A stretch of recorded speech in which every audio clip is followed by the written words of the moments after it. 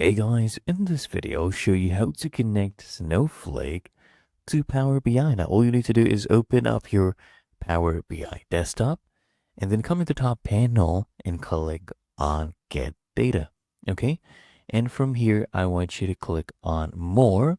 What you could also do if you have a blank report, you can click on Get Data from another source. And once this pop-up loads up, okay, I want you to click here on a database. So from database, you'll see a bunch of different options. You can go ahead and scroll down until you see Snowflake. Okay, select Snowflake and then click here on connect. And then all you need to do once this loads up, you need to just enter the connection details here. Okay, you need to enter your server. So input that. And if you have, a warehouse name, go ahead and enter that as well. And then we have advanced options. Now these are optional. Then once you enter your server and warehouse, you can hit OK.